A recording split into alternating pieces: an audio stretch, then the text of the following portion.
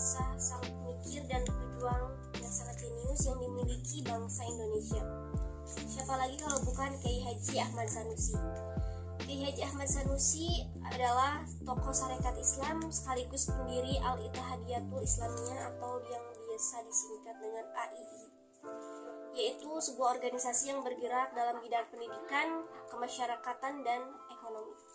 Haji Ahmad Sanusi ini lahir pada tanggal 18 September 1888 di Desa Cantayan. Beliau merupakan putra dari ajengan Haji Abdurrahim bin Yasin, pengasuh pesantren Cantayan. Sebagai putra seorang ajengan, ia telah belajar ilmu-ilmu keislaman sejak ia masih kanak-kanak. Selain itu, ia juga banyak belajar dari para santri senior yang ada di pesantren ayahnya tersebut. Usia dewasa, Kiai Haji Ahmad Sanusi mulai mengaji di beberapa pesantren di Jawa Barat. Pada usia 20 tahun, ia menikah dengan Siti Juwariah binti Haji Apandi yang berasal dari Kebon Pedes, Baros, Sukabumi. Setelah menikah, ia dikirim ayahnya ke Mekah untuk menunaikan ibadah haji sekaligus memperdalam ilmu keislaman. Beliau belajar di Mekah selama 7 tahun. Di sana, beliau mendapatkan gelar imam besar di Masjidil Haram. Ia berguru kepada ulama-ulama terkenal, khususnya dari kalangan Aljawi atau Melayu. Selanjutnya, Kiai Haji Ahmad Sanusi mendirikan pesantren pada tahun 1915 sepulang beliau belajar dari Mekah. Haji Ahmad Sanusi kembali ke Indonesia untuk membantu ayahnya mengajar di pesantren Cantayan. Setelah 3 tahun membantu ayahnya, ia mulai merintis pembangunan pondok pesantrennya sendiri yang terletak di Kampung Genteng sebelah utara Desa Cantayan, sehingga ia kemudian dikenal dengan sebutan Ajengan Genteng. Pesantrennya tersebut ia beri nama Pondok Pesantren Babakan Sirna Genteng. Ketika belajar di Mekah, Kiai Haji Ahmad Sanusi telah mengenal ide-ide pembaharuan dari Syekh Muhammad Abduh, Syekh Muhammad Rashid Ridal, dan Jamaluddin Al-Afghani melalui buku-buku dan majalah aliran pembaharuan di Mesir, sehingga pengaruh tersebut menjadikannya ulama pembaharuan ketika pulang ke Indonesia. Namun demikian, ia tetap tidak meninggalkan mazhabnya. Ia tetap mengikuti mazhab Syafi'i sebagaimana yang dilakukan kedua gurunya, Syekh Ahmad Khatib dan Syekh Muhtar At-Tarik. Bahkan dalam bidang ilmu fikih yang juga merupakan keahliannya, Kiai Haji Ahmad Sanusi terkenal sangat kritis dalam menentukan hukum Islam. Dalam bidang ilmu Al-Quran, Kiai Sanusi berpendapat bahwa terdapat 4 kategori hukum dalam Al-Quran, yaitu berkaitan dengan keimanan dan kebebasan beragama dalam memilih dan menjalankan ketentuan-ketentuan agama, berkaitan dengan rumah tangga dan pergaulannya seperti pernikahan dan perceraian, keturunan dan kewarisan, berkaitan dengan prinsip kerjasama antar sesama umat manusia seperti jual beli, sewa menyewa, gadai dan lain-lain, berkaitan dengan pemeliharaan kehidupan yaitu berupa peraturan pidana dan perdata untuk menghukum di antara sesama manusia yang melakukan kesalahan. Kiai Haji Ahmad Sanusi kembali ke kampung halamannya.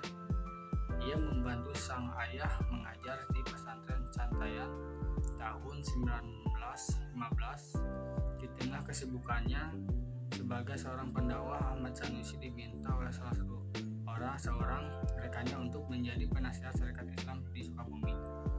Ahmad Sanusi sempat menerima tawaran tersebut tetapi tidak berlangsung lama. Sanusi tidak setuju dengan sistem sentralisasi yang ada dalam Sarekat Islam. Ahmad Sanusi ingin agar uang berkontribusi dari anggota Sarekat Islam tidak semuanya diserahkan ke pusat tetapi juga dibagi ke daerah-daerah. Namun usulannya tersebut ditolak.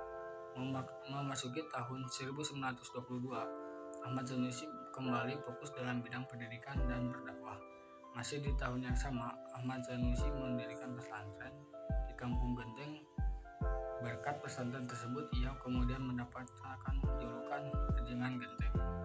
Selanjutnya, peran pengaruh dari Ahmad Sanusi ini kemudian kembali menarik perhatian pemerintah kolonial, terutama sewaktu ia menjadi anggota Serikat Islam.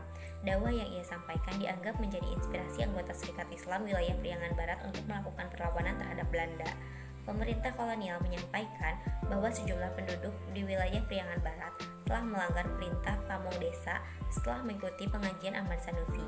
Sejak saat itu, Ahmad Sanusi dianggap sebagai ajengan yang anti pemerintah. Perilaku Ahmad Sanusi juga diawasi oleh pihak Belanda. Setelah itu, Ahmad Sanusi difitnah oleh pihak Belanda. Ia dipenjara di Sukabumi dan di Cianjur masing-masing selama 6 dan 7 bulan pada tahun 1927 atas perintah Gubernur Jenderal A.C.D. de Graaf.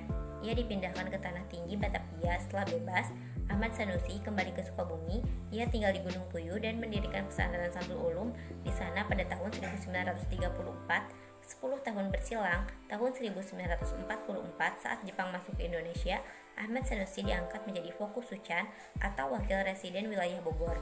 Setelah itu, Ahmad Sanusi diangkat sebagai anggota BPUPKI.